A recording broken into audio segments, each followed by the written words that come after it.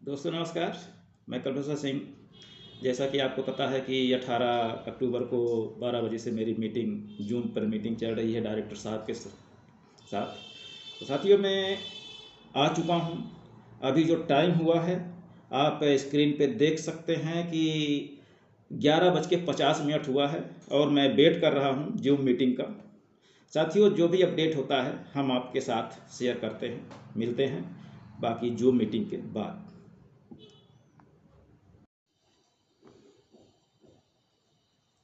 साथियों जैसा कि स्क्रीन पे आप देख रहे हैं 11:55 हो चुके हैं, लेकिन अभी तक जूम मीटिंग की लिंक ओपन नहीं की गई है एनआरएचएम के द्वारा।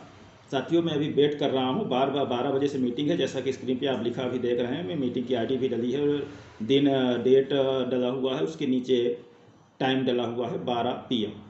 साथियों मिलते हैं आगे। साथियों जैसा कि स्क्रीन पे आप देख रहे हैं 12 बज चुके हैं, लेकिन एनआरएचएम के जिम्मेदार अधिकारी लोग अभी तक जूम मीटिंग में नहीं आए हैं। और जूम मीटिंग की आईडी मुझे वो भेज चुके हैं, आईडी नंबर भेज चुके हैं, पासकोड भेज चुके हैं, साथ में लिंक भी भेज चुके हैं। उसी लिंक से मैं ज्वाइन करने की कोशिश कर रहा हूँ, लेकिन आप स्क्रीन पे देखिए वीडियो के, यहाँ पे ये देखिए 12 बज चुके हैं करेक्ट, लेकिन अभी तक कोई भी अधिकारी जो मीटिंग पे उपस्थित नहीं हुए हैं होस्ट के तौर पे। साथियों आगे क्या होता है हम आपको पल पल की अपडेट देते रहेंगे, आप मेरे साथ बने रहिए।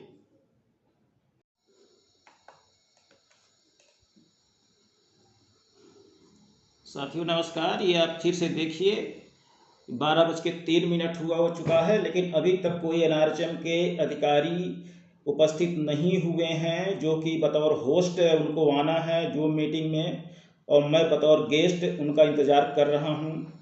साथियों आप स्क्रीन पे देखिए, मैं एक बार फिर आपको दिखाने की कोशिश कर रहा हूं। ये टाइम हो चुका है 12:03। मुझे 12 बजे का समय दिया गया था जैसा कि आप स्क्रीन पे भी ये यहाँ पे देख रहे हैं 12 PM लिखा हुआ है, लेकिन 12 PM से ज़्यादा हो चुका है। साथियों अब बिल्कुल मैं आपके साथ लाइव बना हुआ हूँ। अब आप देखते रहिए, मैं आपको अपडेट देता रहूँगा कि ये मीटिंग कब स्टार्ट होती है।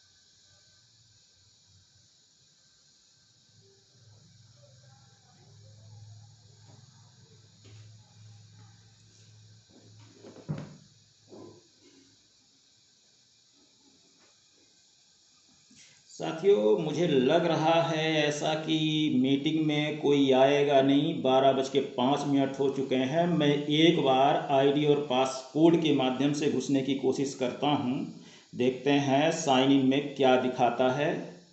यहाँ पे साइन इन में मेरा मुझे जो मतलब अपना जूम स्टार्ट करने के लिए साइन इन में दिखा रहा है। चूँकि ये लिंक दिए हैं तो लिंक के माध्यम से अपन join meeting sign up join meeting अपन इसमें चलते हैं। ज्वाइन मीटिंग में मीटिंग की आईडी मैं डालने की कोशिश करता हूँ। आप लोग बने रहिए। लिंक से तो ज्वाइन नहीं हुआ, देखते हैं शायद आईडी से ज्वाइन हो जाए।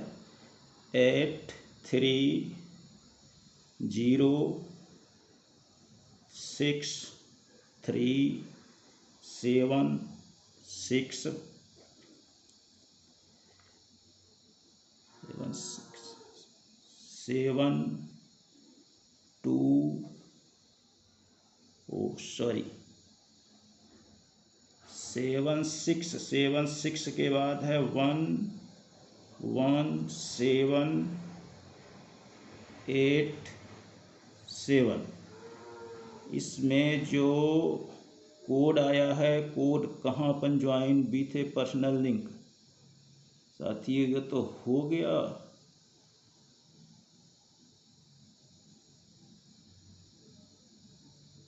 लिंक तो यही है, दिख नहीं रही इसमें। पास कोड कहाँ से आता है?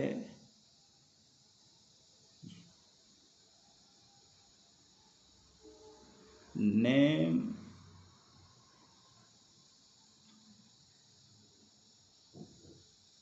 साथियों ये नहीं समझ में आ रहा है कि आखिर ये कहाँ से, इसमें पास कोड का ऑप्शन भी नहीं आ रहा है। क्योंकि मुझे ऐसा लग रहा है कि अभी मीटिंग होस्ट के द्वारा चालू नहीं की गई है, इसलिए पास कोड का ऑप्शन यहाँ पर नहीं आ रहा है, पासवर्ड डालने का ऑप्शन नहीं आ रहा है, सिर्फ मीटिंग आईडी डालने का ऑप्शन आ रहा है। साथियों मेरे साथ बने रहिए, मैं कोशिश कर रहा हूँ, फिर से जाऊँगा लिंक से और लिंक पे ही अपन उसको देखते हैं कि आखिर आगे क्या होता है। साथियों अपन लिंक पे जा रहे हैं, फिर से दोबारा लिंक से अपन ज्वाइन करने की कोशिश करेंगे, देखते हैं कि अभी चालू हुई या नहीं। टाइम जो है, टाइम आप स्क्रीन पे देखते रहिए, 12:07 हो चुका है, लेकिन अभी तक if you are a host log in to start the meeting, जी हाँ मैं यहाँ पे लिखा हुआ है if you host log in to start this meeting. चूँकि मैं होस्ट नहीं हूँ इसलिए मुझे लॉगिन करने की ज़रूरत नहीं है। मुझे होस्ट के द्वारा जो एनआरएचएम है, एनआरएचएम के अधिकारी हैं, उन्होंने मुझे जो लिंक भेजा है, मुझे लिंक के माध्यम से इसमें ज्वाइन करना पड़ेगा। मैं होस्ट नहीं हूँ, होस्टों को अधिकार होता है कि वो मीटिंग स्टार्ट करें, लेकिन मेरे पास मीटिंग स्टार्ट करने का ऑप्शन नहीं है। मैं बतौर होस्ट, बतौर अतिथि ही वो मीटिंग जब एनआरएचएम के अधिकारी चालू कर देंगे तो ही मैं ज्वाइन कर सकता हूं बतौर लिंक। साथियों अभी तक मीटिंग स्टार्ट नहीं हुई है, 12:08 हो चुके हैं। मैं देखता हूं जिम्मेदार अधिकारी जो हैं एनआरएचएम के वो कब तक उपस्थित होते हैं। बहुत ही बड़ी विडंबना है साथियों, यदि किसी की पेमेंट काटना होता, किसी का पद समाप्ति का लेटर निकालना होता, किसी को नोटिस देना होता या किसी को कोई और यातना देनी होती तो ये अधिकारी तत्काल उपस्थित हो जाते और फटाफट सबके नाम का लेटर जारी कर देते कि तुम्हारी सेवा समाप्त की जा रही है, तुम्हारा पेमेंट काटा जा रहा है, तुम्हारी पेमेंट घटाई जा रही है, तुम्हें यहाँ से वहाँ ट्रांसफर किया जा रहा है, वगैरह वगैरह। ये सारी चीजें जैसे अभी आप देख रहे हैं कि संविदा नर्सों को 3,000 रुपए स्वास्थ्य भत्ता के रूप में दिया गया था, जिसको कोविड भत्ता के नाम से कहा जाना जाता है, कोविड भत्ता के नाम से कहा गया था, उसका लेटर भी एनएचएम ने जारी किया था। उसको उनने काट दिया है, वेतन से अलग कर दिया है उस भत्ते को। और अलग क्यों किया है? क्योंकि एक एनएम जो कि इंजेक्शन लगाना, पट्टी बांधना सीख कर ट्रेनिंग करके 18 महीने आती है, उससे ये लैपटॉप कहें या टैबलेट कहें लगभग एक ही जैसा होता है, सिर्फ की बटन अलग से नहीं होती हैं आपके टैबलेट पे, उस पे पूरा एएनसी पीएनसी जितना भी डाटा अनमोल ऐप के नाम से एक वो चलाया जा रहा है सॉफ्टवेयर, उसमें सारी एंट्रियां एएनसी पीएनसी की इनसे कराई जाती हैं। क्योंकि ऑपरेटर नहीं है, इनसे गलतियां होती हैं और वो नहीं कर पाती हैं, तो उसके एवज में जो स्वास्थ्य भत्ते के रूप में 3,000 इनको दिए गए थे उसको इनने काट लिया कि आप लोग जो है एंट्री नहीं कर रहे हो, इसलिए आपका स्वास्थ्य भत्ता काटा जा रहा है, ये कोविड भत्ता काटा जा रहा है। अरे साहब, आपने क्या ये पहले बताया था कि आप अन्य काम नहीं करोगे तो उसमें भी आपका कोविड भत्ता या आपका ये स्वास्थ्य भत्ता जो 3,000 एनएमओ को दिया गया है वो काट लिया जाएगा? अभी तो एनएमओ के साथ हुआ है, शायद अन्य कर्मचारियों को भी जो दिया जा रहा है आगे भविष्य में ये भी कटेगा। आप लोग बस देखते रहिए, क्योंकि एनआरएचएम के पास सिर्फ हर चीज को काटने का अधिकार है, ये और जोड़ के देना जानते ही नहीं है। विभाग से हमेशा कर्मचारियों को छीनना पड़ता है। जैसा कि आप लोग जानते हैं कि अभी तक कर्मचारियों को पहले तो प्रतिवर्ष कोई वेतन वृद्धि मिलती ही नहीं थी, किसी तरह से इन्हें 3-4 साल से 3% देना चालू किए हैं तो 3% ही देते चले आ रहे थे। अब भी आपके मई में जब हड़ताल की गई थी आपके 3-4 दिन की, उसके बाद इन्हें 2% और बढ़ाया है। मतलब जब तक आप इनके खिलाफ खड़े नहीं होंगे तब तक ये आपको कुछ भी नहीं देने वाले हैं। अब आप देख रहे हैं कि ये जिम्मेदार किस तरह से मीटिंग की आईडी तो दे दिए और मैं अपना काम धाम सारा छोड़ के जो 2 पैसे कमाने घर से मैं बाहर निकलता था अपने परिवार को पालने के लिए, आज मैं इनकी मीटिंग अटेंड करने के लिए बैठा हुआ हूं, लेकिन ये मीटिंग में उपस्थित नहीं हो रहे हैं, ये मीटिंग नहीं चालू कर रहे हैं। आखिर ये कैसे जिम्मेदार है? ये सही बात मेरे समझ में नहीं आ रही है कि ये शासन के नियम के तहत नौकरी कर रहे हैं या अपनी खुद की बनाई हुई नौकरी कर रहे हैं।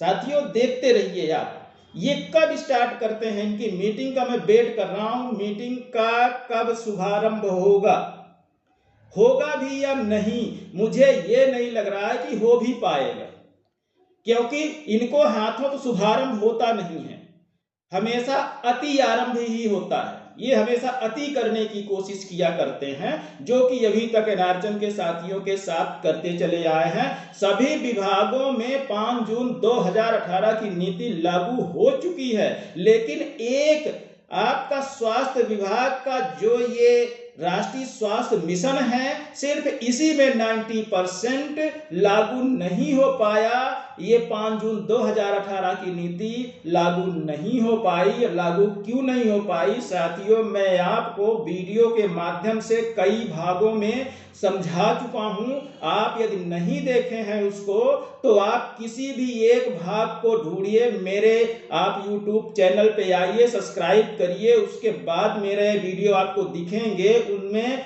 भाग 1, 2, 3 सब में डला हुआ है, किसी भी एक भाग में आप जाइएगा, सारे भागों की लिंक दी गई है, उनमें लिंक दी गई हैं। उन लिंकों पे देख के आप सारे चीजें आप देखिएगा कि ये क्यों 5 जून 2018 की नीति एनआरएचएम के जिम्मेदार क्यों नहीं लागू होना देना चाहते हैं। क्योंकि जिस दिन ये 5 जून 2018 की नीति लागू हो गई तो एनआरएचएम के जिम्मेदारों के कलम जो है, कलम के अधिकार जो है वो सारे खत्म हो जाएंगे और आप मध्य प्रदेश शासन के कर्मचारी कहलाएंगे और मध्य प्रदेश शासन जो भी निर्णय लेगी वो ही आप पे लागू होगा। साथियों, हमने 5 जून 2018 की एक विस्तृत जानकारी दी है, अभी कुछ जानकारियां बाकी हैं जो हम आगे खंडों में देते चले जाएंगे। आप उनको देखते रहिएगा कि क्यों, इसमें क्या ऐसा है कि एनआरएचएम के अधिकारी नहीं चाहते कि एनआरएचएम में ये 5 जून 2018 की नीति लागू हो सके। साथियों, हमने उसमें पहले ही बताया तो बहुत सारी चीजें हैं, जब तक ये ओपन हो रही है हम वेट करते हैं, देखते हैं कब तक ये उपस्थित होते हैं श्रीमान जी लोग। हमारा तो आज का हर्जाना कर दिया इनने, अब इस हर्जाने की वसूली करने के लिए मैं क्या करूं, मेरे ये समझ में अब नहीं आ रहा है कि यदि इनके द्वारा पहले से समय दिया गया है तो समय पे उपस्थित होना उनका जरूरी है। यदि मैं उपस्थित ना हूं तो वो मेरी गलती कहलाएगी और मेरी गलती के तौर पे मेरा आरटीआई का जो लेटर है वो रिजेक्ट किया जा सकता है। लेकिन ये मीटिंग में उपस्थित नहीं आए, हमें टाइम दे दिया, समय दे दिया, लिंक दे दिया, उसके बावजूद भी ये मीटिंग में उपस्थित नहीं हो रहे हैं, तो अब हमें कहां जाना चाहिए? आप लोग कमेंट्स करके जरूर बताइएगा और आप लोग जो कमेंट्स करके बताएंगे उस पे पूरी तरह मैं गौर करूंगा, उन रास्तों को मैं पूरी तरह अपनाऊंगा, क्योंकि मैं अकेला ज्यादा नहीं सोच सकता, मैं सबके साथ सोचना चाहता हूं। मेरा एक का दिमाग नहीं चलता है पूरी तरह से, तो आप अपना दिमाग चलाइए और हमें बताइए कि हमें क्या करना चाहिए और कैसे करना चाहिए। फिलहाल तो हम आपको फिर एक बार समय दिखाने की कोशिश कर रहे हैं। आप स्क्रीन पे देखिए कि अभी टाइम हो चुका है 12:16 हो चुके हैं। लेकिन अभी तक कोई भी जिम्मेदार अधिकारी जो भी इसके लिए रिस्पॉन्सिबल है, हालांकि जो लेटर है वो डॉक्टर पंकज शुक्ला जी जो डायरेक्टर हैं उनका साइन किया हुआ लेटर मेरे पास रखा हुआ है। हम वो लेटर आपको पेस्ट करेंगे इस वीडियो पे, आप उसको आप देखना। तो अब मैं क्या कहूं, इन जिम्मेदार अधिकारियों को आप लोग धीरे धीरे समझते चले जा रहे हैं, मैं यही समझाने की कोशिश कर रहा हूं। कुछ साथी हमारे कमेंट्स भी कर देते हैं कि मैं फालतू की बकवास करता हूं। साथियों, मुझे भी कभी कभी लगने लगता है कि सही में मैं फालतू की बकवास करता हूं, लेकिन ऐसा नहीं है। आप बकवास कम देखिए, काम की चीजें ज्यादा देखिए, मेरा कहना यह है। यदि आप काम की चीजें देखते रहेंगे तो बकवास आपको कहीं भी ना दिखेगा, क्योंकि मेरा उद्देश्य आप तक हर सरकार की उस नीति का लाभ जो आपको मिल सकता है और उसको कहां पे कौन सा अधिकारी कैसे दबा के बैठा है, हमारा मेन खुलासा करना यही है। और सारे खुलासे होने के बाद साथियों ये आपको हम आश्वस्त कर दें कि मैं एमपी हाई कोर्ट जरूरत पड़ी तो एक बेंच से दो बेंच, दो बेंच से तीसरी बेंच, और जरूरत पड़ी तो हम सुप्रीम कोर्ट तक ये सारी चीजें लेके जाएंगे, लेकिन सहयोग आपको ही करना पड़ेगा। मैं अकेला कुछ नहीं कर सकता हूं, क्योंकि करने को मैं बहुत कुछ कर सकता हूं, लेकिन इसलिए मैं कह रहा हूं कि अकेला कुछ नहीं कर सकता हूं, क्योंकि जब किसी भी बड़ी चीज को प्राप्त करना हो, कोई मिशन बहुत बड़ा हो, तो उसके लिए कई लोगों की, जन समूहों की आवश्यकता होती है। ये भी आप लोग जानते हैं। आप लोगों ने कई हड़तालें की, लेकिन शायद वो हड़तालें कहीं ना कहीं मेरे हिसाब से दिशाहीन रही होंगी। मैं ये नहीं कहता कि दिशाहीन ही थी, कहीं ना कहीं दिशाहीन रही होंगी, या सही चीजें कानूनी पत्र या कानूनी लेटर या कानून के दायरे में रह के शायद कहीं ना कहीं कुछ ना कुछ गलती हुई होगी, इसीलिए सफलता नहीं मिली। सफलता एक ही मिली है, इसके लिए जिसने भी प्रयास किया है मैं उसको कोटि कोटि धन्यवाद देना चाहूंगा, कि जिसने हड़तालें करके, एकजुटता दिखा के, संगठन बना के एक लंबी लड़ाई लड़ी और 5 जून 2018 की नीति सिर्फ अपने लिए ही नहीं, समस्त विभागों के लिए वो कोशिश करके ले आए। उन सभी साथियों को, उन सभी संगठनधारियों को, उन सभी संगठन के दिग्गजों को मैं कोटि कोटि धन्यवाद देता हूं।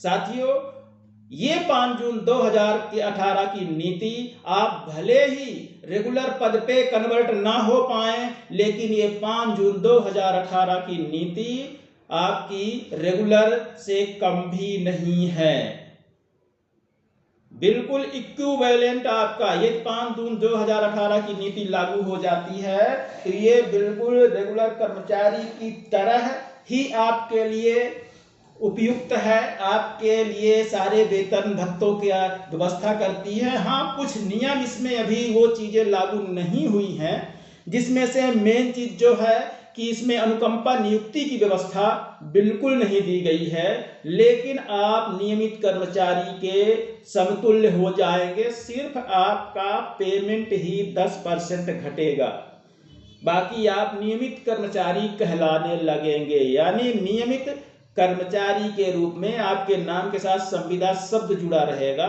जो शायद शासन आगे चल के यही कहे कि आप संविदा नहीं, आपका नाम बदला जाता है और आपको नियमित संविदा कहा जाएगा आगे चल के।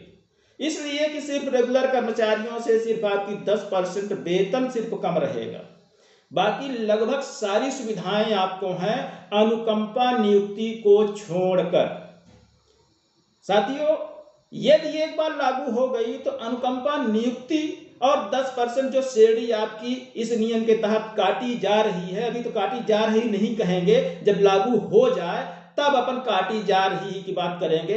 अभी तो लागू ही नहीं है, लेकिन अपन मान के चलते हैं कि आपके प्रयास से, हमारे प्रयास से ये एक दिन लागू जरूर होगी आपके विभाग में। यदि समस्त विभागों में मध्य प्रदेश के लागू हो चुकी है तो ये एक विभाग अछूता नहीं रहेगा, लेकिन इसके लिए मेहनत बहुत करनी पड़ेगी। जिस तरह से आप लोग अभी तक मेहनत करते चले आए हैं, शायद उससे भी ज़्यादा मेहनत और संगठनात्मक रचनात्मक कार्य की ज़रूरत पड़ेगी। तो आगे चल के हम वो भी आप लोगों को बताएंगे कि वो कैसे करना है, तो आपको सफलता मिल सकती है। और मिल सकती ही नहीं, मिल ही जाएगी। हम पूरी तरह से आपको आश्वस्त करेंगे, क्योंकि कानून कहीं ना कहीं कानून होता है।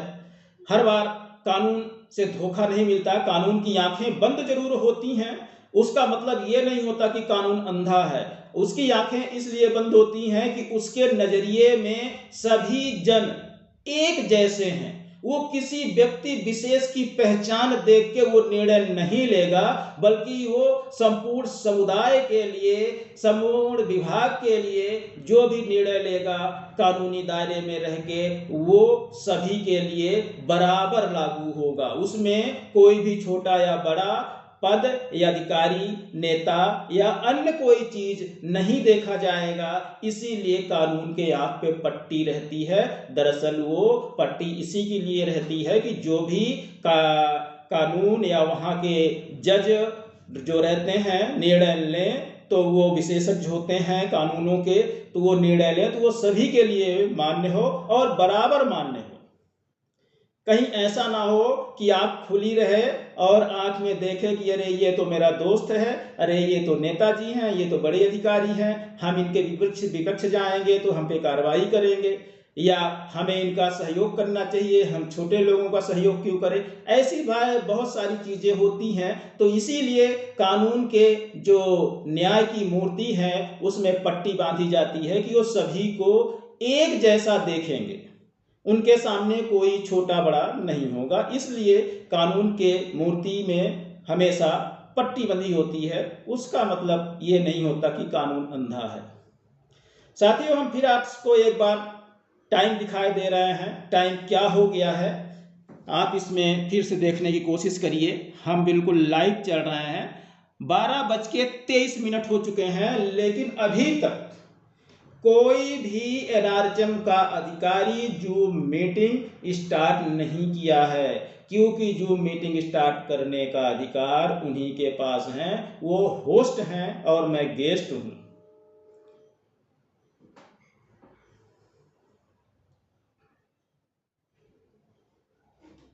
साथियों, मैं एक बार फिर बैक करता हूं इस लिंक को और दोबारा फिर से लिंक चालू करके मैं आता हूं। आपको ये भी दिख जाएगा उसमें कि इनने कब ये लिंक भेजी थी। मैं इसको बैक कर रहा हूं थोड़ी देर के लिए, आप मेरे साथ बने रहिए। ये मैं मीटिंग ये लीव कर रहा हूं फिलहाल यहाँ से। अब हम सीधे चले जाएंगे लिंक पर। ये देखिए साथियों, हम आपको यहाँ पे दिखा दें, आप लोग ये दिखेगा। थोड़ा सा मोबाइल आप अपना सीधा करके देखिएगा, इसलिए कि अभी जो है ये लेटा हुआ है, तो उस तरीके से आपको पढ़ने में दिक्कत हो सकती है। तो आप इसको सीधा करके पढ़िएगा। इसमें देखिए ये डेट है, देखिए 4 अक्टूबर को ये मुझे लिंक मिली थी। ये यहाँ पे आप देखिए, यहाँ पे लिखा हुआ है BC video conferencing NHM MP, ये आईडी है उनकी। और ये डेट लिखी हुई है सोमवार अक्टूबर 4, 2021 को समय 2:14 पे ये मेल मुझे भेजा गया था और इसमें लिंक भेजी गई थी। और ये जो यहाँ पे है ये लिंक भेजी गई है। साथ में हम आपको दिखा दें, ये यहाँ पे ये पत्र भी भेजा गया है। ये पत्र मैं पेस्ट करूंगा, आप लोग पढ़ लेना वीडियो में, इसमें क्या क्या लिखा हुआ है। ये सब कुछ अपने मन से लिखते हैं, हालांकि उससे मुझे कोई फर्क नहीं पड़ता। आज मीटिंग में आना था, मैं अपना काम खराब करके 2 पैसे कमाता था जाके घर के बाहर से निकल के। आज मेरा नुकसान हुआ है और इनके कारण हुआ है, क्योंकि मुझे मीटिंग करना था इनके साथ। मैं कानून के दायरे में रह के ही सारा काम करना चाहता हूं, इसलिए मैं अपना नुकसान भी कर दिया आज का। लेकिन आज ये लोग उपस्थित नहीं हो रहे हैं, ये बहुत बड़ी विडंबना है। ये देखिए, मैं फिर से लिंक के माध्यम से जा रहा हूं। अब आप देखते रहिए इसको कि क्या ज्वाइन हो रही है या नहीं है। वेटिंग फॉर ही दिखा रहा है।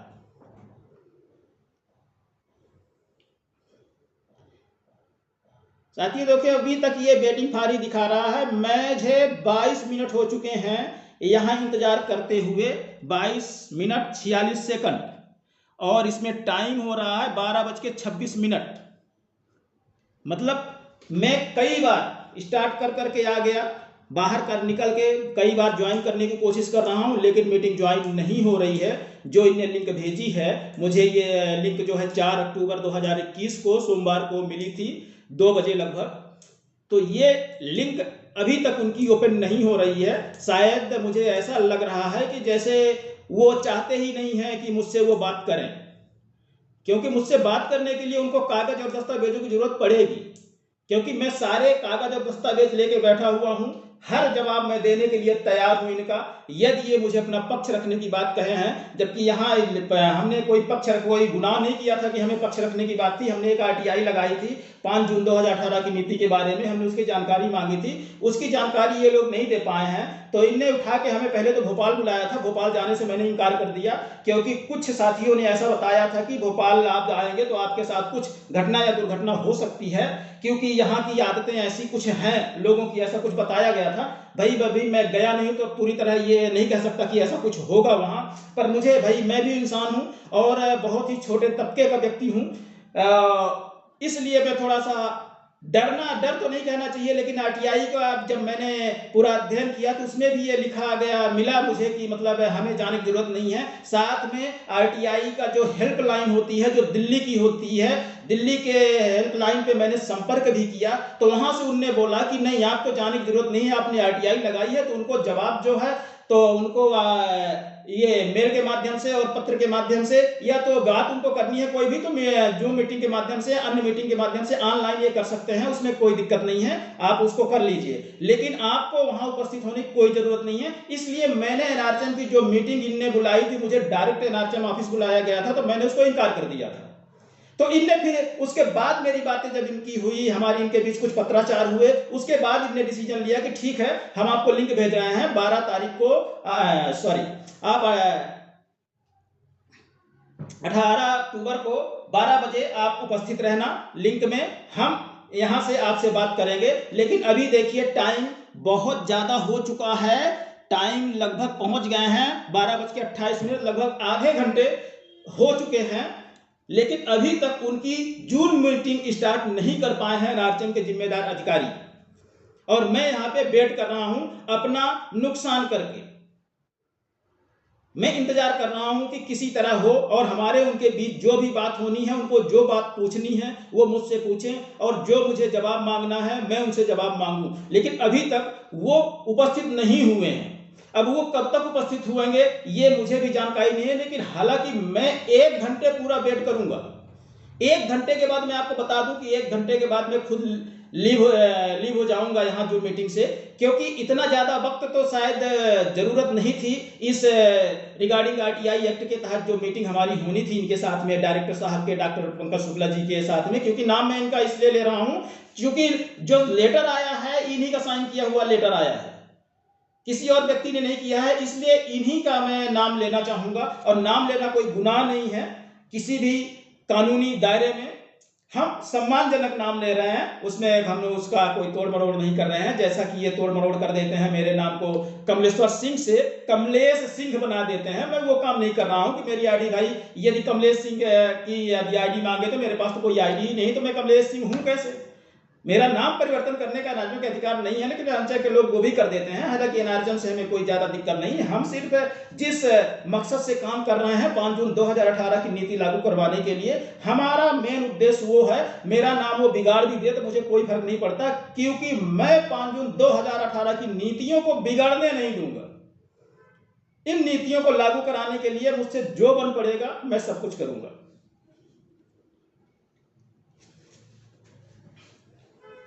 साथियों बने रहिएगा, देखते हैं कब स्टार्ट होती है। आपको भी बेसब्री होगी कि हमारे इनके बीच में बात क्या होगी, या क्या कर रहे हैं, क्या मुझसे पूछा जाएगा, या एनआरएचएम के अधिकारी क्या जवाब देंगे। आपको भी बेसब्री है, लेकिन आपसे ज्यादा मुझे बेसब्री है, क्योंकि मैं तो पूरी तरह, आप तो नौकरी भर कर रहे हैं, आपको पेमेंट मिल जाएगी, लागू हो जाएगा। मुझे तो ये भी नहीं मिलेगा कि मेरी सैलरी बढ़ जाएगी या मुझे पदोन्नति मिल जाएगी, इससे मुझे कोई लेना देना कि मैं परमानेंट हो जाऊंगा नहीं उससे। लेकिन बेसब्री इस बात की है कि जिस तरह वहां योग्य अधिकारी बैठे हुए हैं, मैं उनकी योग्यता पे सवाल तो नहीं उठाता, लेकिन हाँ उनके जिम्मेदारियां जो हैं, जो उनकी जिम्मेदारियां होनी चाहिए, उन जिम्मेदारियों पे जरूर सवाल कई उठ रहे हैं। सिर्फ मेरे उठाने से नहीं उठ रहे हैं, बल्कि हर तरफ से ये उठ रहे हैं। मैं तो सिर्फ माध्यम बना हुआ हूं।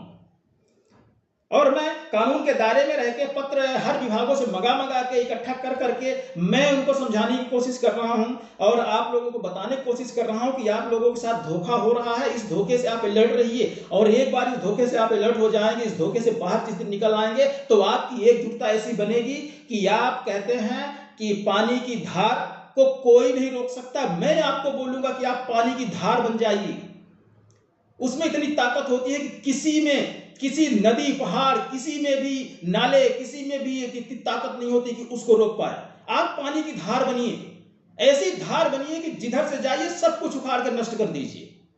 तो समझ में आएगा इन जिम्मेदार अधिकारियों को। आप लोगों के लिए नीति बन चुकी है लेकिन उसका ये जो है पालन नहीं कर रहे हैं। और यदि आप इनके एनआरएचएम के अधिकारियों के द्वारा जो लेटर नहीं दिए जाते और आप उसका पालन नहीं करते हैं तो उसमें तत्काल आपके खिलाफ है कारण बताओ नोटिस जारी कर दिया जाता है। अब बताइए, हमको ये समय 12 बजे का दे के और खुद अभी तक उपस्थित नहीं है। फिर से आपको टाइम हम दिखा रहे हैं, टाइम हो चुका है 12:32। आखिर इनके खिलाफ अब कौन सा लेटर जारी किया जाए? यदि मैं मीटिंग में ना आता तो ये तुरंत हमें लेटर दे देते कि आपको इस समय पे मीटिंग के लिए बुलाया गया था, जूम मीटिंग के माध्यम से आपसे बात करनी थी, आपको अपने पक्ष रखने की बात कही गई थी, आपको समय दिया गया था लेकिन आप उपस्थित नहीं हुए, इसलिए आपकी जो आरटीआई है वो पूरी तरह से पूर्णतः मूल रूप में खारिज की जाती है। मैं ऐसा इसलिए कह रहा हूं कि साथियों इसके पहले भी ये कि इनको यही 90% का जो आपका चल रहा है प्रक्रिया 5 जून 2018 की नीति के तहत, इसके तहत एक ग्वालियर में पिटीशन लगाई गई थी वो डॉक्टर शैलेंद्र सिंह राठौर जी के द्वारा। तो इसका जवाब कुछ इसी तरह से इन लोगों ने दिया था कि मतलब आप अपना पक्ष नहीं रख पाए इसलिए कोर्ट का जो निर्णय है उसको खारिज किया जाता है। अब मेरे समझ में ये नहीं आ रहा है कि ये कोर्ट थे या कोर्ट के ऊपर थे। कोर्ट ने इनको कहा था कि आप जो इनने सारे दस्तावेज कोर्ट में पेश किए हैं 5 जून 2018 की नीति 90% के बारे में, तो आप इस पे विचार करिए, इसके बारे में ये एक्ट क्या है आप इसको अपने यहां समझिए और उसको लागू करिए। लेकिन उन लोगों को करीब 6 या 7 लोग थे, उन सब लोगों को लेटर देके ऑफिस में बुला के साइन करवा लिया गया एक रजिस्टर में और बाद में उनको लेके लेटर जारी कर दिया गया कि आपको कोर्ट के आदेश के अनुसार आपको पक्ष रखने का समय दिया गया और आप आए, आपसे बातें हुई लेकिन आप कोई पुख्ता सबूत नहीं दे पाए। अरे 5 जून 2018 की नीति जो बनी है सरकार ने विधानसभा से पास करके भेजी है, उससे बड़ा पुख्ता सबूत क्या हो सकता है? अरे इतना बड़ा पुख्ता सबूत उसके बावजूद भी आप कहते हैं अपना पक्ष रखिए। हम क्या पक्ष रखेंगे? हमने तो कोर्ट में यही चीज लगा के हमने ये लड़ाई लड़ी थी और कोर्ट ने कहा था कि इस पे आप विचार करिए। और इसमें और बहुत सारी विडंबनाएं हैं, मैं पिछले वीडियो में भी आपने बता चुका हूं, आप वीडियो को सर्च करिएगा उनमें मिलेंगी, हो सकेगा देखते हो, मैं लिंक भी डाल दूंगा इस वीडियो के नीचे डिस्क्रिप्शन बॉक्स में, आप उसको देखना, उसमें मैंने सारी चीजें बताई हैं। इनने कोविड का बहाना लिया है फिलहाल। चलिए अभी ये जब तक लिंक नहीं खोल रहे हैं तो हम आपको फिर से आपको दिखाई दे रहे हैं, तब तक आप वेट करिए और हम आपको बता रहे हैं वो चीजें क्या हैं कि इनने किस तरह से सिर्फ आपको ही नहीं कानून को भी ये धोखा देते हैं एनआरएचएम के जिम्मेदार अधिकारी। एक लेटर मैं इसको फिर से पेश कर दूंगा ताकि आप लोग का समय भी ज्यादा खराब ना हो और आप देखते रहें, जानकारी भी हासिल करते रहें और पुरानी चीजें जो हैं वो आपकी फिर से एक बार दोहरा जाएंगी तो आपको और थोड़ा दिमाग में अच्छी तरह से बैठेंगी कि मैं क्या कहने की कोशिश कर रहा हूं और मैं क्या करने की कोशिश कर रहा हूं। करने और कहने दोनों मेरा एक ही उद्देश्य है, करने और कथनी में कोई अंतर नहीं है मेरे। मैं जो कर रहा हूं वही कह रहा हूं और जो कहूंगा वही करूंगा आगे भी। बस आप लोग साथ देते रहिए, आप लोग मेरे साथ बने रहिए। अब देखिए जैसे एनआरएचएम के जिम्मेदार अधिकारी मेरा साथ छोड़ के चले गए, मीटिंग का समय हो चुका है, मीटिंग का समय ओवर हो गया, आधे घंटे से ऊपर हो चुके हैं, लेकिन कोई भी होस्ट वहां से मीटिंग चालू नहीं कर पाया। लगातार मैं मीटिंग का वेट कर रहा हूं। अब तो हमारे कमरे में अब हम भाई वो तो एसी में बैठते हैं, हमारे घर में तो एसी भी नहीं है, मैं एक पंखे के नीचे बैठता हूँ, टूटा फूटा पंखा जो है। तो अब गर्मी बहुत ज़्यादा बढ़ रही है, पंखा भी स्टार्ट नहीं कर सकता क्योंकि पंखा स्टार्ट करेंगे तो पंखे की आवाज़ आएगी जिससे फिर मीटिंग स्टार्ट हो गई तो बातें भी ना हो पाएंगी। हमारे में मुझे पसीना छूट रहा है साथियों, लेकिन चलिए ठीक है, फिर भी अब वो चीज़ें दिख नहीं रही हैं आपको, इसलिए कोई समस्या नहीं है, हम आपको इनको बता रहे हैं। आप एक समस्या आप इनकी देखिए, सबसे बड़ी चीज़ हम आपको बता रहे हैं। ये एक लेटर इनका रखा हुआ है, इनने विधानसभा को ये जवाब दिया था। ये प्रश्न क्रमांक विधानसभा का था 2172-2172, ये प्रश्न क्रमांक था। इसमें हम आपको वो चीज़ बताने जा रहे हैं जहां से आप भी इसको बहुत अच्छी तरह से समझ पाएंगे। आप भी समझने की कोशिश करिए, हालांकि मैं इसमें लगा रहा हूं स्क्रीन में, आप स्क्रीन में भी आप देखना, बड़ा कर लेना, थोड़ा सा समझ में आ जाएगा आपको। इसमें ये लेटर, पहले आप डेट देखिएगा इस लेटर का, कितना बड़ा खेल खेलते हैं ये लोग। लेटर की डेट है 4/2/2021, 4/2 मतलब 4 फरवरी 2021 को इनने इस पे साइन किया है। और इसमें ये जो नोट शीट बनी थी, ये बनी थी, इसका जो नस्ती क्रमांक है, नस्ती क्रमांक हम आपको बता रहे हैं 5396। इसमें थोड़ा मिसप्रिंट है, थोड़ा सा इसको हमें दूसरी कॉपी निकलवा के देखनी पड़ेगी। 5396 फिलहाल इसमें दिख रहा है, आप वही मान के चलिए। और डेट है 23/12/2019। अब सोचिए 23/12/2019, यदि 12वें महीने को भूल जाएं तो जनवरी 21 से आप जोड़ो। उसके बाद ये लेटर साइन कब हुआ है? 4/2/21 को, मतलब ठीक 14 महीने बाद, लगभग 13 महीने बाद। अपन मान ले 4 तारीख है, दूसरा महीना है फरवरी का, तो अपन जनवरी फरवरी मतलब ठीक 11 महीने बाद इस लेटर में साइन हुए हैं। मतलब कोई भी लेटर बन जाए तो साइन करने में जो आपके लिए है, आपके फायदे की चीजें हैं, उनमें साल लग जाते हैं। यदि इनको कोई रिपोर्ट मंगानी हो तो 5 बजे लेटर निकाल के बोलते हैं अति आवश्यक तत्काल रिपोर्ट भेजें। कितनी बड़ी विडंबना। और आप लोग भी हैं दौड़े दौड़े, यदि आप घर पहुंच गए हैं तो दौड़े दौड़े, या तो लैपटॉप वगैरह है तो आप लैपटॉप खोल के खटाखट बैठ जाएंगे। खाना पीना तो छोड़ दो, घर परिवार को छोड़ दो, आप कोई मतलब नहीं रखता। घर परिवार के लोग तो सिर्फ टाइम पास के लिए है ना, वास्तव में आप तो मजदूरी कर रहे हो सरकार की, बधुआ मजदूर हो। जब तक बधुआ मजदूर बने हैं तो आपको तो काम करना पड़ेगा, घर परिवार गया भाड़ में, तो आप खटाखट उनकी रिपोर्ट बना के आप 8, 9, 10 जो भी बच जाए आप उनको भेजिए। लेकिन आपके काम की चीज है तो ये नोट शीट 23/12/2019 को बनती है और साइन होते हैं 4/2/21 में, 11 महीने बाद। इससे भी बड़ी विडंबना हम आपको बताने जा रहे हैं। आप देखिएगा, आपके पैरों के नीचे से जमीन आसमान सब धरा, सब कुछ खिसक जाएगा। जो चीज इसमें इनने उल्लेख किया है, देखिए ना, हम आपको पढ़ के सुना रहे हैं। ये लिखते हैं कि वित्तीय विभाग द्वारा कोविड-19 की परिस्थितियों को दृष्टिगत रखते हुए विभागीय प्रस्ताव पर विचार आगामी वित्तीय वर्ष में किए जाने हेतु परामर्श किया गया है। अब देखिए इनकी नोटशीट कब की है?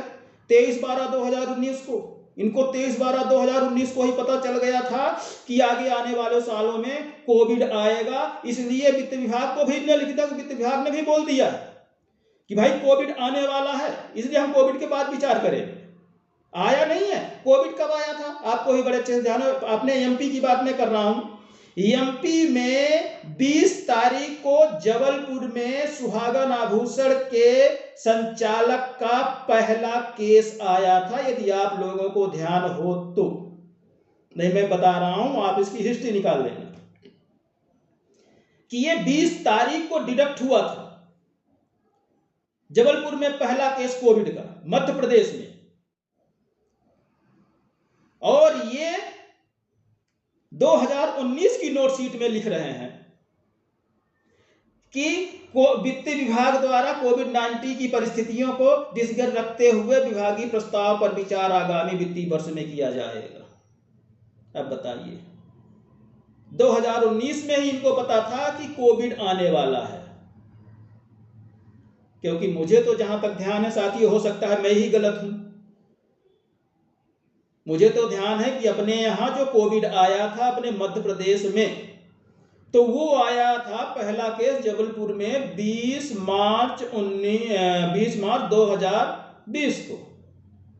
लेकिन ये 19 में ही लिख दिया कि वित्त विभाग बोल दिया कि भाई ये लागू नहीं हो सकता है, इसलिए कि कोविड के बाद होगा। उनको पहले से पता था कि मध्य प्रदेश में कोविड आ रहा है। कितनी बड़ी विडंबना, कितने फास्ट फॉरवर्ड एनआरएचएम के अधिकारी हैं निर्णय लेने में।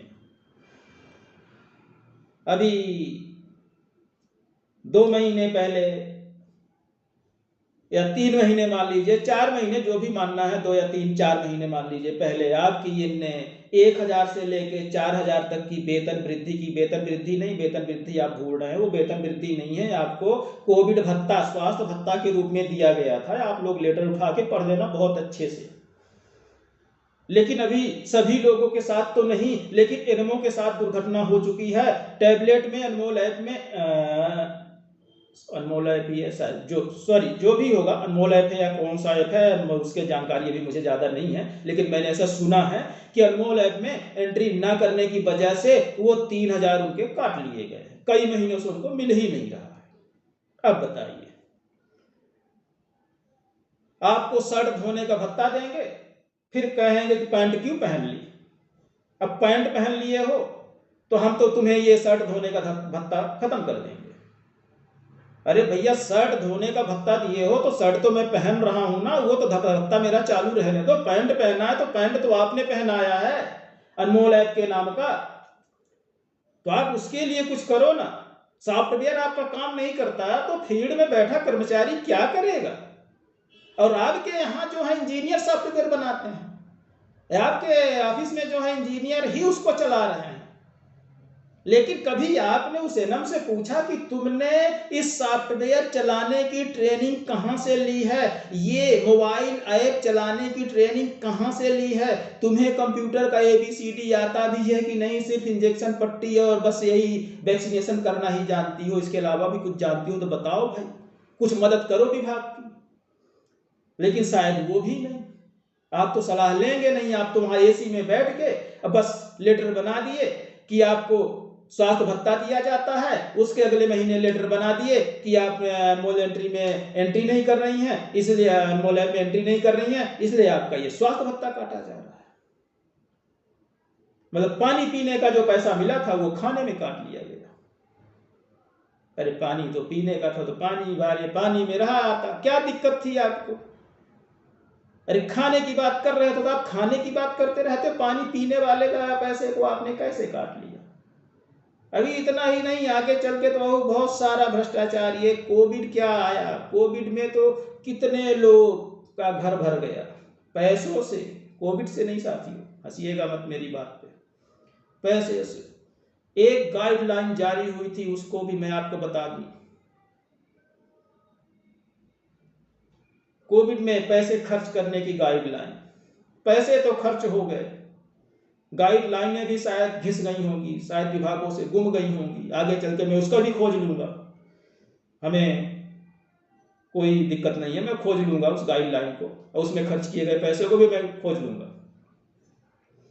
लेकिन फिलहाल मैं आपके इस काम में लगा हूं, तो मैं इसी काम को अभी जब तक लागू नहीं होता इसी को मैं करता रहूंगा, तब तक कोविड भी चल रहा है। कोविड भैया भी अपना जब यहाँ से डिपार्चर कर जाएंगे तो उन पर कितना खर्चा हुआ है वो भी हम निकालेंगे।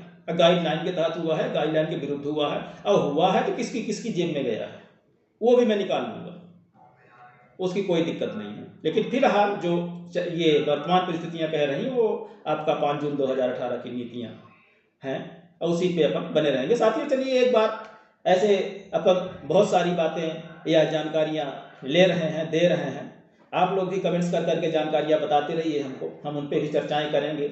आगे चल के हम चाहेंगे कि आप लोगों के साथ हमारी खुद की जूम मीटिंग हो, जो इंटरेस्टेड रहेंगे तो आप बताइएगा, हम सबको लिंक देंगे और अपन जूम मीटिंग किया करेंगे और एक दूसरे से सवाल जवाब होगा, नीतियों के बारे में होगा, कानून के बारे में होगा, विभाग के बारे में होगा।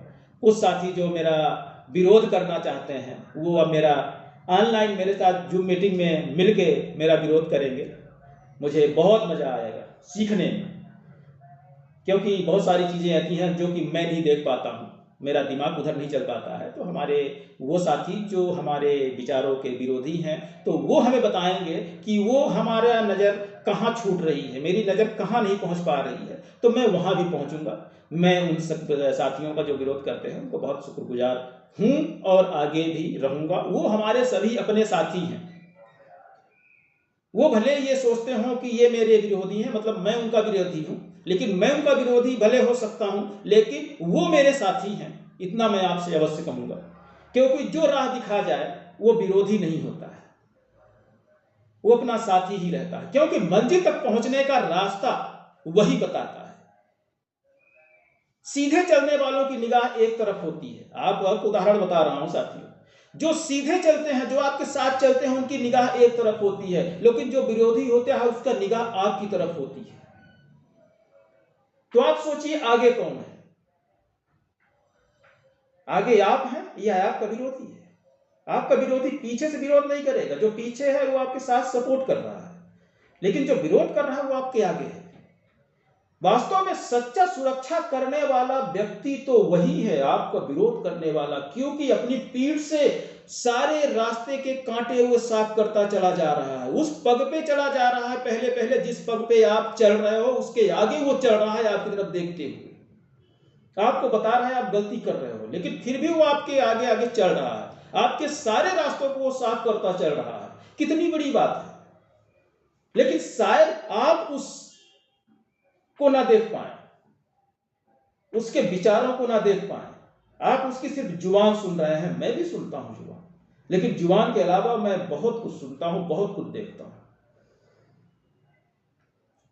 कोशिश करता हूं कि वो साथ आए, और साथ न आए इसके लिए कोशिश मैं ज्यादा करता हूं कि ऐसे लोग हमारे पथ प्रदर्शक होते हैं जो हमारा विरोध करते हैं। यदि हमारे साथ आ गए तो जो चीजें वो दिखाना चाह रहे थे वो मैं न देख पाऊंगा जीवन में, और शायद मेरा पथ भटक जाए या कमजोर हो जाए या मजबूत ना हो पाए, कई कुछ भी हो सकता है, बहुत सारी ऐसी बातें हैं। लेकिन वास्तव में सच्चे पथ प्रदर्शक तो वही होते हैं जो हमारा विरोध करते हैं, जो चीज हम नहीं देख पाते वो चीज वो दिखाने की कोशिश करते हैं। साथियों, ये अपनी आपस की बातें तो बहुत चलती रहें, फिर हम एक बार समय पे चलते हैं। समय कितना हो चुका है आप देखिए, ये हो चुका है 12:48 पे, और आपको ध्यान हो मैं 11:50 पे उपस्थित हुआ था जूम मीटिंग के लिए। तो 10 बजे तक, मतलब 10 मिनट तो मैं इंतजार करता रहा कि शायद पहले स्टार्ट कर दें ये, जैसा कि हर मीटिंग में ये कोई भी वीडियो कॉन्फ्रेंसिंग होती है जब भोपाल से इनके कर्मचारियों की, तो ये पहले से चालू करके बैठ जाते हैं। लेकिन आज ये पहली घटना होगी मेरे साथ जो रिगार्डिंग आरटीआई एक्ट के तहत ये मीटिंग हमारी उनके साथ रखी गई थी। हमें अपना पक्ष रखने की बात कही गई थी, उनको वाद विवाद करने की बात कही गई थी कि हम अपना पक्ष रखेंगे, वो भी कुछ सवाल पूछेंगे, हम भी उनके साथ कुछ सवाल जवाब करेंगे। तो उसके लिए जो हमें लिंक भेजी गई थी, तो उसके तहत मैं इंतजार कर रहा हूँ 11:50 से, लेकिन 12 बज गए, 12:30 बज गए। फिर आप देखिए समय भी 12:49 हो चुके हैं। आप ये देखिएगा यहाँ पर, ये जो मैं उंगली कर रहा हूँ यहाँ पे आइए, देखिए 12:49 दिख रहा है। तो अभी तक ये लोग उपस्थित नहीं हुए हैं, मतलब लगभग 1 घंटे हो गए हैं। जिम्मेदारियों का पुलंदा बांध के सर पे चलने वाले व्यक्ति कितना वजन के नीचे दब गए कि लिंक तो हमें इनने 4 अक्टूबर 2021 दिन सोमवार को समय लगभग 2 बजे भेज दी और कहा अपना सारा काम धाम छोड़ के तुम 12 बजे का इंतजार करना, और मैं अपना सारा काम धाम छोड़ के बस इंतजार कर रहा हूं। और यहाँ पे आप देखिए स्पष्ट लिखा रहा है, waiting for the host to start this meeting. Host यानी एनआरएचएम, वो चालू करेंगे तो ही ये मीटिंग चालू होगी, अदरवाइज मेरे अधिकार में नहीं है। मैं होस्ट हूं। जिस तरह से आपका घर होता है, घर के मेन दीवार जो मुख्य द्वार होता है वहां पे एक गेट होता है। आपके घर में कोई अतिथि तभी घुस सकता है जब आप उसका गेट खोलें, आप अपना दरवाजा घर का खोलें। वैसे जूम की मीटिंग है, मैं यहां गेस्ट हूं और होस्ट वो है, मैं अतिथि हूं और वो आतिथेय है। जब तक वो जूम का दरवाजा अपने एनआरएचएम से नहीं खोलेंगे तो मैं यहां जबलपुर में बैठा उनके जूम की मीटिंग में एंट्री नहीं कर सकता। साथियों, 1 घंटा लगभग होने को आ रहे हैं। जैसे 1 बजेंगे वैसे ही हम मीटिंग छोड़ेंगे, क्योंकि 1 घंटा वेट करना बहुत होता है। उसके बाद मैं फ़ोन पे संपर्क करूंगा कि आखिर ये मीटिंग क्यों नहीं हुई, आगे ये क्या कहते हैं। बाकी सारी बातें हम आपसे शेयर करेंगे। फिलहाल 1 घंटे का मैं वेट कर रहा हूँ, 1 घंटे हो जाए। इससे ज़्यादा इंतज़ार तो शायद कोई भी ना कर पाए, किसी का भी ना कर पाए।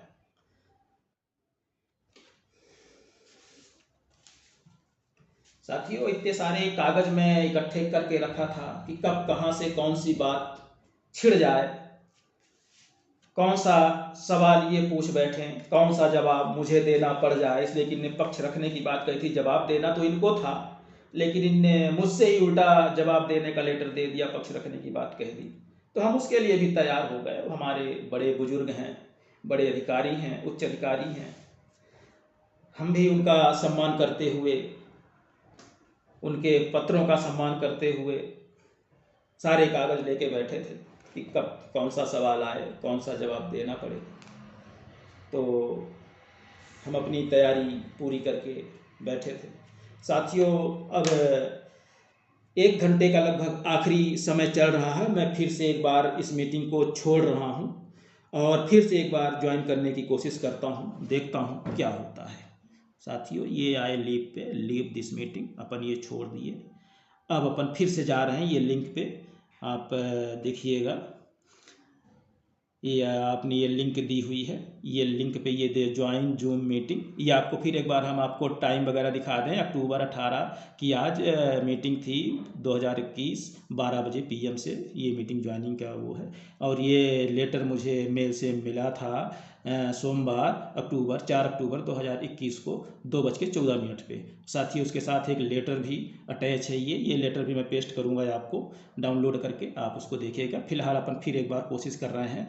अभी टाइम जो हो चुका है 12:53 हो चुका है। आप यहाँ पे ये देखिए, हमारी उंगली के पास ये उंगली मेरी दिख रही, 12:53 समय हो चुका है। अभी 7 मिनट में वेट करूँगा इनका, देखता हूँ आगे क्या होता है। मैंने लिंक दबा दी है, अब ये प्रिपेयरिंग में चल रहा है। अब देखिए यहाँ पे फिर से वही चीज़ दिखा रहा है, इसमें पूरा लिखा हुआ है RTI regarding RTI act, waiting for the host to start this meeting. अब ये मीटिंग में क्यों नहीं आ रहे हैं, इसका जवाब तो मैं नहीं दे सकता, वो ही दे सकते हैं। मैं तो ये नहीं कह सकता कि मैं बहुत ताकतवर हूँ, इसलिए उनका सामना करने की मेरी इच्छा नहीं हुई है। लेकिन मैं इतना जरूर कहूँगा कि जिस तरह से ये जिम्मेदारी निभाई गई है, ये सही नहीं है। भाई, इनको तो सैलरी पूरे महीने की मिल जाएगी, मीटिंग में आए या ना आए, काम करें या ना करें। लेकिन मैं दिहाड़ी वाला व्यक्ति था, मेरा आज का नुकसान हुआ है। अब इसकी भरपाई कैसे करना है, आप लोग थोड़ा कमेंट्स में बताइएगा। देखते हैं कौन क्या क्या सलाह देता है और कौन सी सलाह अपने को माननी चाहिए।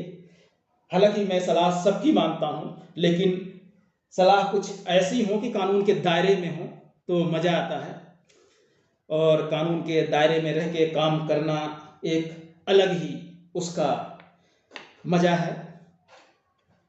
इसलिए कि कानून, हम ये तो नहीं कहेंगे कि कानून आपका पूरी तरह साथ देता है, क्योंकि वर्तमान परिस्थितियां जो हैं, कानून के पास हम जाते हैं लेकिन कानून भी हमें शायद गुमराह ही कर देता है, क्योंकि स्पष्ट बातें वो कहीं भी नहीं लिख पाता है, हमेशा आसमान में लटका देता है उस रसगुल्ले की तरह, जिसमें आप मुंह फाड़ के कोशिश तो करते हैं कि शायद मेरे मुंह में गिर आए, लेकिन कभी कभी ऐसा होता है कि वो रसगुल्ला जो है तो आपके गिरता तो है लेकिन आजू बाजू चला जाता है और आप अपना मुंह खाली ही रख पाते हैं। जैसे आपका 5 जून 2018 की नीति शासन के द्वारा तो विधानसभा में पास कर दिया गया, लेकिन ये 5 जून 2018 की नीति बतौर रसगुल्ला ही आसमान में लटकते की तरह रह गई। ये आई तो कई विभागों में लागू हो गई, आपका एक ही विभाग बचा, राष्ट्रीय स्वास्थ्य मिशन, जिसमें लागू नहीं हो पाया। बहुत ही विडंबना है, या ये कहें कि बहुत ही दुखद है, क्योंकि यहाँ जो श्रेणी दी जा रही है, जिस तरह से यहाँ पे काम लिया जा रहा है, उसके रिगार्डिंग अन्य विभागों में शायद अब तो बेहतर पेमेंट हो चुकी है, बेहतर वेतनमान हो चुका है, अब उन लोगों को काम करने में भी आनंद आएगा। यहाँ तो आनंद शब्द ही भूल जाना चाहिए। जो एनआरएचएम में आए तो वो आनंद शब्द को किसी तिजोरी में बंद करके आए, और वो भी तिजोरी सुनहरी हो तो और अच्छा होगा, क्योंकि सुनहरा सपना देख के आदमी निकलता है कि नौकरी लग गई है, लेकिन एनआरएचएम में आने के बाद पता चलता है कि नौकरी नहीं, गुलामी करने के लिए हम यहाँ आए हैं। यहाँ सैलरी नहीं है, यहाँ सिर्फ काम बढ़ता है, सैलरी नहीं बढ़ती है अकॉर्डिंग आपके काम के। तो साथियों, किसी तरह ये मैं अब समय लगभग 12:56 हो चुके हैं। 1 घंटे मेरा वेट करते हुए हो गया है, लेकिन एनआरएचएम के जिम्मेदार अधिकारियों के द्वारा दिया गया समय अभी 1 घंटे में कुछ मिनट बाकी हैं। मैं पूरा 1 घंटा वेट करने के बाद ही इस मीटिंग को छोड़ूंगा। आप लोगों को साथ बने रहना है, बने रहिए, क्योंकि आप लोगों ने बहुत साथ दिया। आप लोग भी सुनना चाह रहे थे, आप लोग भी देखना चाह रहे थे कि मीटिंग में क्या होने वाला है, लेकिन हर बार की तरह इस बार भी धोखा ही हाथ लगा साथियों।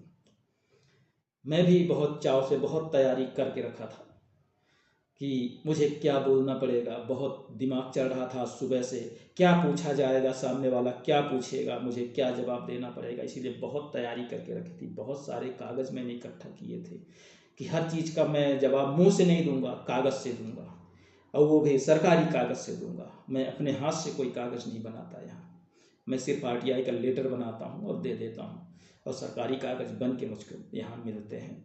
उन्हीं के माध्यम से मैं बात करना चाह रहा था। अभी मीटिंग से मैं जब लीव होऊंगा तो मैं वहाँ एक पत्र व्यवहार या तो देखता हूँ, यदि फ़ोन मेरा उठा लेते हैं, मैं डॉक्टर पंकज शुक्ला सर से डायरेक्ट मैं फ़ोन पे बात करना चाहूँगा। देखता हूँ फ़ोन मेरा उठता है, क्या बोलते हैं क्या नहीं बोलते हैं। जो भी होगा हम आपके साथ शेयर ज़रूर करेंगे, क्योंकि मुझे कोई भी चीज़ बढ़ चढ़ के बताने की आदत नहीं है। जो धरातल की सच्चाई है वही मुझे बताने की आदत है, क्योंकि धरातल पे ही रहने की आदत मेरी है और धरातल से जुड़ के ही रहना चाहता हूँ। क्योंकि आसमान में उड़ने वाला भी एक समय आता है कि वो आके ज़मीन पर ही बैठता है।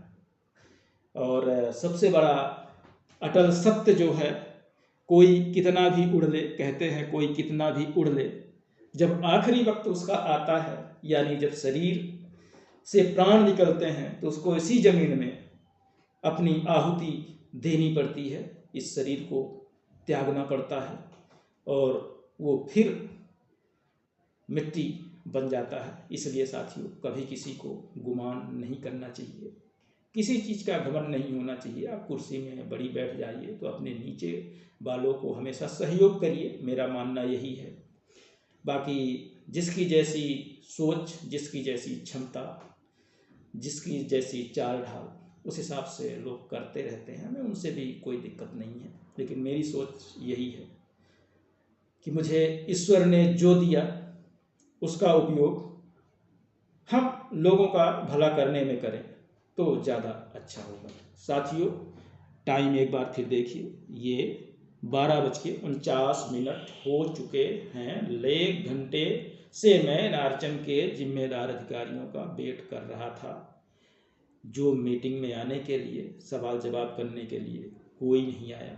साथियों, अब मैं इस मीटिंग से लीव कर रहा हूँ। 1 बज चुके हैं, मैं आपको समय दिखा दूँ, ये आप देखिए 1 बज चुके हैं। अब मैं लीव कर रहा हूँ।